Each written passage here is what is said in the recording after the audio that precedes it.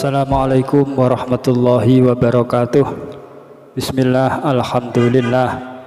Allahumma salli wa sallim wa barik ala sayyidina Muhammad ibn Abdillah wa ala alihi wa ashabihi wa mawalah, la hawla wa la quwata illa billah.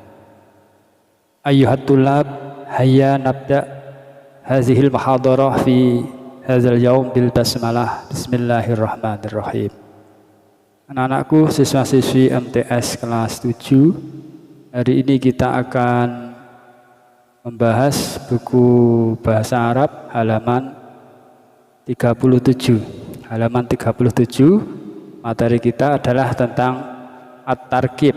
At-tarkib, tentang kosakata, tentang gramatikal, tata bahasa.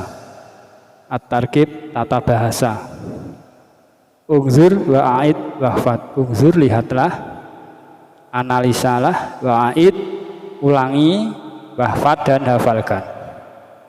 Yang pertama, kita membahas tentang isim isyarah, ya, isim isyarah atau kata tunjuk.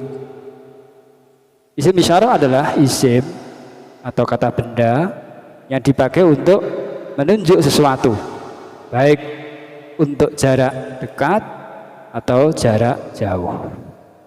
Jadi kalau ada kata tunjuk berarti ada sesuatu yang ditunjuk. Ini kalau dalam istilah nahwu, sesuatu yang ditunjuk ini namanya musyar ilaih. Musyar ilaih. Jadi definisinya sekali lagi, isim isyarah adalah isim atau kata benda yang dipakai untuk menunjuk sesuatu, baik untuk jarak jauh atau jarak dekat. Ini perinciannya yang A. Jadi isim isyarah itu ada yang lil mu'annas, lil muzakkar untuk perempuan, mu'annas, lil muzakkar untuk laki-laki, untuk dekat dan untuk yang jauh. Baik, sekarang yang untuk dekat, lil qarib, untuk jarak dekat. Ini yang muzakkar menggunakan haza, yang muannas menggunakan hazihi. Artinya sama, haza dan hazihi artinya sama. Haza ini, hazihi juga ini. Cuman peruntukannya, kalau haza ini untuk menunjuk sesuatu yang muzakkar, kalau hazihi untuk menunjuk sesuatu yang muannas.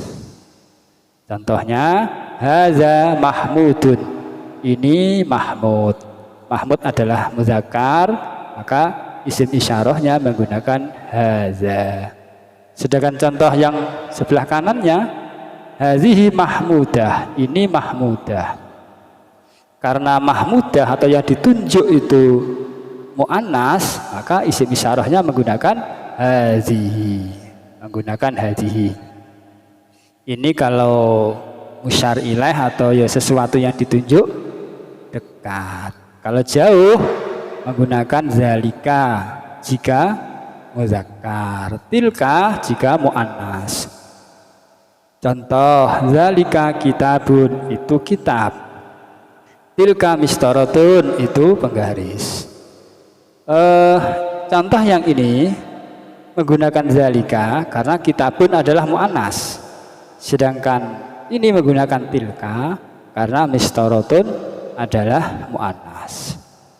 Ciri yang sederhana sekalian, pokoknya kalau ada isim diakhiri dengan tak marbuto, ya, tak bundel seperti ini, ini adalah muannas. Baik, ini pahami ya. Jadi isim isyarah itu ada yang untuk dekat, ada yang untuk jauh. Yang untuk dekat menggunakan haza jika muzakkar, menggunakan hazihi jika muannas. Untuk jauh menggunakan zalika jika muzakkar, tilka jika muannas. Di keterangan tambahan, contoh kalimat ya, hadza faslun, ini kelas. Kata faslun, ya, kata faslun ini atau kata hurfatun yang jatuh setelah hadza atau hadhihi tidak diawali dengan al, sehingga diposisikan sebagai predikat dari hadza atau hadhihi atau subjek. Jadi kemarin kita sudah bahas tentang mubtada khobar ya. Jadi mubtada itu subjek, khobar itu predikat. Jadi haza ini subjek ya, ini subjek atau mubtada, faslun ini adalah predikat atau khobar. Kemarin juga sudah disinggung bahwa mubtada dan khobar harus sesuai dalam hal muzakkar muannasnya. Nah, ini karena ini khobarnya muzakkar, maka mubtadanya muzakkar. Karena ini khobarnya muannas, maka mubtadanya muannas. Ini yang pertama. Yang kedua, contoh hadzal faslu jamilun. Kelas ini bagus. Kelas ini bagus. Kata faslun ya, al-faslu ini atau hurfatun, ini al-hurfah diawali dengan al sehingga posisinya digandengkan dengan hadza atau hadhihi menjadi subjek. Sementara yang menjadi predikatnya adalah jamilun atau jamilatun. Sedangkan yang ini karena faslunnya ada al, maka ini satu rangkaian. Hadzal faslu. Ini mubtada, jamilun, khobar. Artinya kelas ini bagus. Menerjemahkannya dibalik ya. Jadi bukan ini kelas bagus, tapi kelas ini bagus. Sama dengan ini hadzil hurfatu jamilatun. Hadzil hurfah ini muzakkar, mubtada, jamilatun, khobar. Karena hurfah ini muannas, maka khobarnya jamilatun ikut muannas. Baik, setelah kita membahas mubtada khobar ya, mubtada khobar, membahas isim isyarah ya, isim isyarah kata tunjuk yang polanya nanti menjadi mubtada khobar. Selanjutnya kita membahas naat dan man'ut. Kalau ada naat pasti ada man'ut. Definisinya naat adalah kata yang memberikan sifat atau karakteristik terhadap saya ulangi, naat adalah kata yang memberikan sifat atau karakteristik tertentu pada kata yang ada di depannya. Sedangkan man'ut adalah kata yang disifati.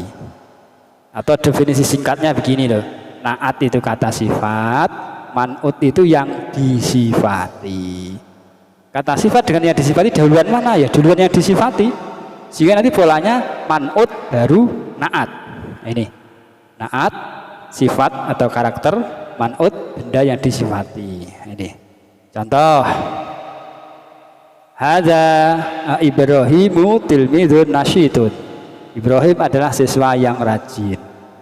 Kalau dibahas satu persatu, Ibrahim ini mubtada ya, tilmidun ini man'ut, nasyitun naat atau kata sifat. Untuk tilmidun selain man'ut dia kedudukannya sebagai khobar, khobarnya Ibrahim. Fatimatu tilmizatun nasyitatun. Fatimah siswi yang rajin. Fatimah adalah mubtada, tilmizatun ini khobar sekaligus dia sebagai man'ut, nasyitatun naatnya. Sama anak sekalian, ini polanya juga begitu.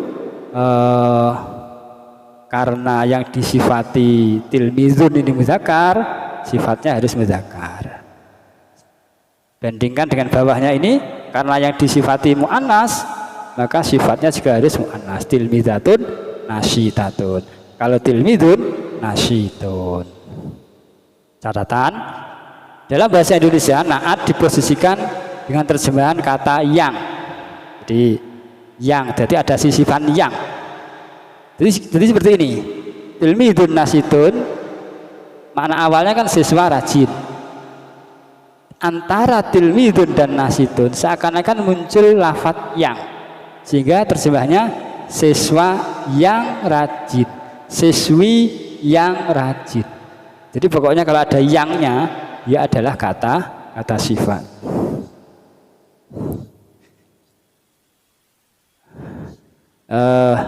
Naat harus sesuai dengan man'ut. Nah, ini dari sisi jenis kelamin atau muzakkar muannasnya. Artinya jika man'utnya muzakkar, naat harus muzakkar. Jika man'ut muannas, maka naat harus muannas. Yang ketiga, mubtada yang berupa isim isyarah dan khobar yang berupa naat atau dzaraf makan. Dzaraf makan ini keterangan keterangan tempat. Sebagaimana disebutkan pada bab 1, mubtada adalah kata benda atau isim yang berada di awal kalimat dan berkedudukan sebagai subjek. Sedangkan khobar adalah kata yang berada setelah mubtada dan berkedudukan sebagai predikat. Ini bab pertama kemarin sudah kita bahas. Pada bab 2 ini, mubtada difokuskan dalam bentuk isim isyarah dan khobarnya dalam bentuk na'at atau dzaraf makan. Jadi pada bab 2 ini akan dibahas mubtada, susunan mubtada khobar, cuman mubtadanya berupa isim isyarah, khobarnya berupa na'at atau dzaraf makan, keterangan tempat. Ini contohnya.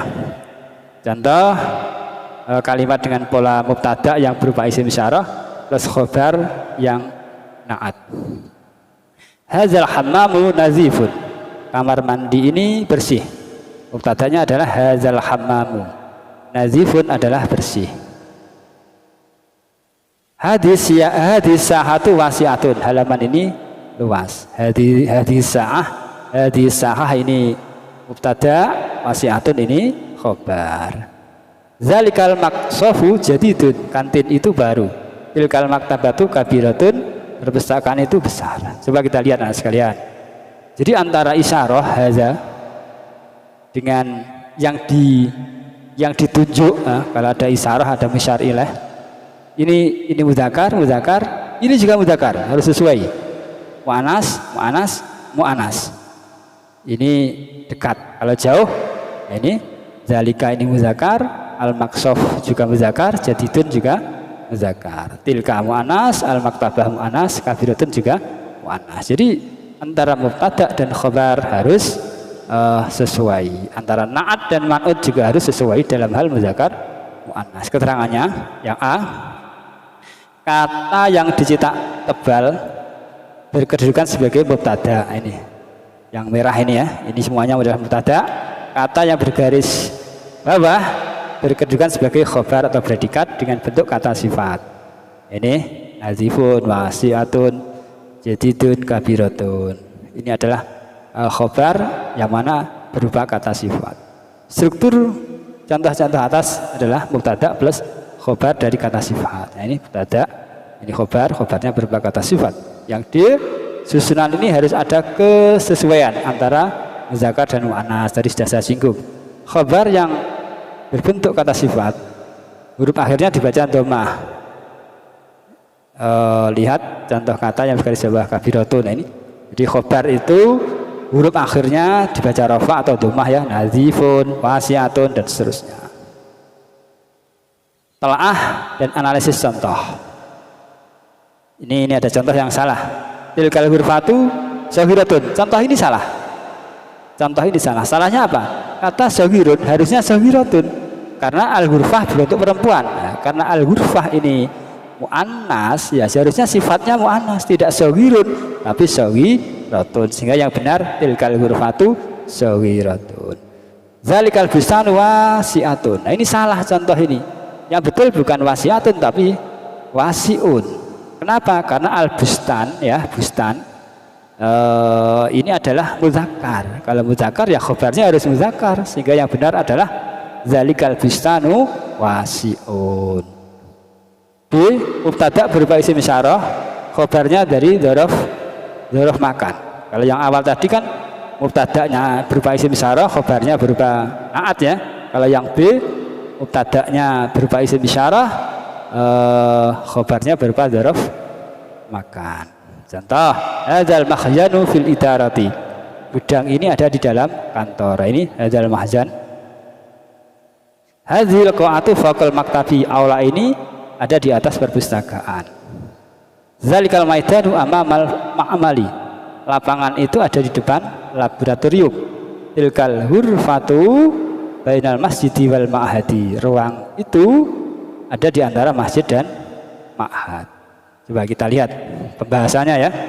Kata yang tercetak tebal atau berwarna merah ya, kedudukannya adalah mubtada. Jadi hadzal mahzan, hadil qa'ah ini adalah mubtada. Kata yang bergaris bawah berkedudukan sebagai khabar atau predikat dengan bentuk kata keterangan tempat. Ini fi, fauqa, amama, baina. Struktur contoh-contoh di atas adalah mubtada plus khabar dari kata keterangan tempat. Khusus susunan ini tidak boleh ada kesesuaian antara muzakkar dan muannas. Khusus susunan ini tidak harus ada kesesuaian antara muzakkar dan muannas. Setiap kata yang berada setelah ada watul jar atau dzuruf makan, maka huruf akhirnya dibaca kasroh. Lihat contoh di atas. Jadi ini setelah huruf jar fi fil idaroti kasroh. Fauqal maktabi kasroh, amamal ma'mali kasroh, bainal masjidi wal ma'hadi kasroh semua. Ini adalah adawatul jarri. Ini sudah kita bahas pada pertemuan yang lalu. Jadi kalau ada isim jatuh setelah adawatul jarri dibaca kasroh atau jar. Telaah contoh ini. Hadzal hurfatu fil ma'had. Ini contoh yang salah. Seharusnya tidak menggunakan hadza tapi hadhihi karena al-ghurfah adalah muannas. Sehingga contohnya yang betul hadzal ghurfatu fil ma'had. Hadzal madrasatu janibal masjid. Janibal masjid lah ini. Ini salah. Yang betul janibal masjidi karena kata al-masjid jatuh setelah ada watul jari janiba, maka harus baca kasroh. Yang keempat anak sekalian, kata tanya ila aina min aina aina. Satu, aina artinya di mana, posisi atau letak benda. Al-qa'atu alal maktabi, jawaban dari itu merupakan jawaban dari ainal qa'ah. Min aina artinya dari mana. Contoh, min aina anta, jitu minal ma'amal. 3, ila aina kemana. Contoh, ila aina tadhhab, azhabu ilal masjid. Yang sekalian, kita belajar tentang mubtada khabar, tentang isim isyarah, na'at man'ut, kata tanya dan lain sebagainya. Walaupun singkat anak sekalian, semoga bermanfaat. Silakan dibaca di modulnya, didengarkan video ini. Semoga bermanfaat, semoga mendapat ilmu yang barokah. Kita tutup dengan bacaan alhamdulillahirabbil alamin. Assalamualaikum warahmatullahi wabarakatuh.